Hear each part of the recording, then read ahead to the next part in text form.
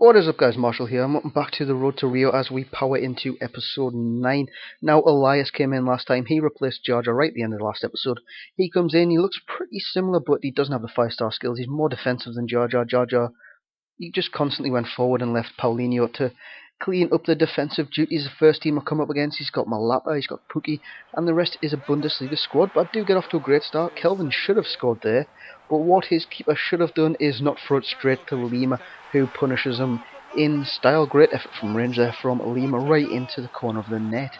And second half, it's just basically exactly the same. The guy didn't offer any resistance whatsoever.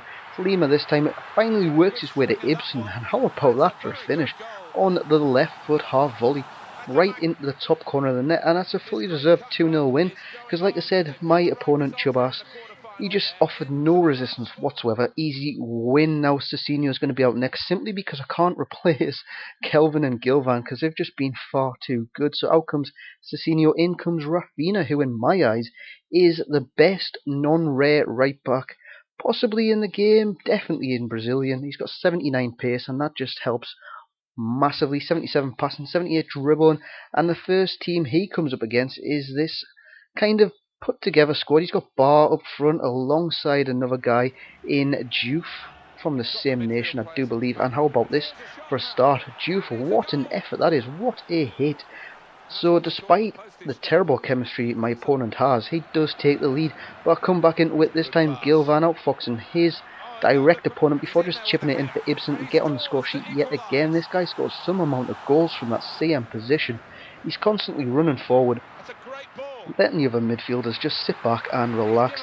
This time my two silvers combined to, that's kind of sweaty there, I think it was a triple X across the box. It's a triple cross, so it's a low cross, and it did work this time.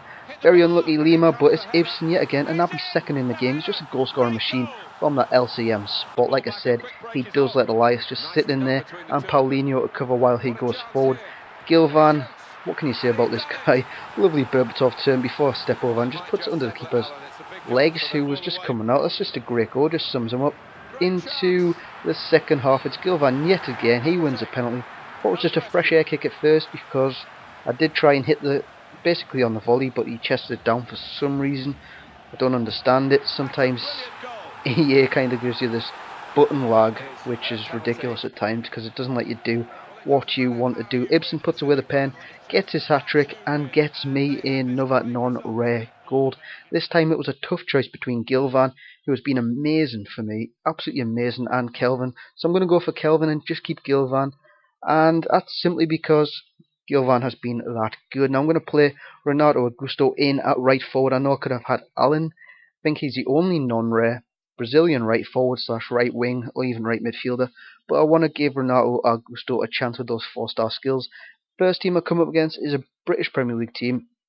It's probably the best rare gold team you can possibly get, excluding the informs, and he does get off to a great start. I don't know why it switches my player the second he LBYs that, but it gives me absolutely no chances. Nasri goes through. I couldn't have brought my keeper out. I could have left him on the line, but the outcome would have been the same either which way. Then Augusto turned on the step, flicks it over the opponent. It's good save by the keeper, bad shot though, and it's Gilvan who puts it in the net. You can always rely on this guy Gilvan to nab a goal for you. Now second half came around, he just takes it straight away. Nasri, he just takes the initiative right there with that Nasri strike right in the near side of the goal. And then 90th minute drama yet again. Lima on the score sheet. I thought that would definitely give me the boost going in extra time, because that was literally the last kick of the game, but it just didn't. Second half, first half of extra time, it's put in by Yunus Kabul just before the second half, I was about to say, and then another set piece nearly straight after, but credit my opponent, that is a great free kick from Sami and Nasri, and he can celebrate like that all he wants. As well deserved, and a 4-2 victory from my opponent, who's called FC Noob. Nasri bagging a hat-trick against me, so we go on to the next game then.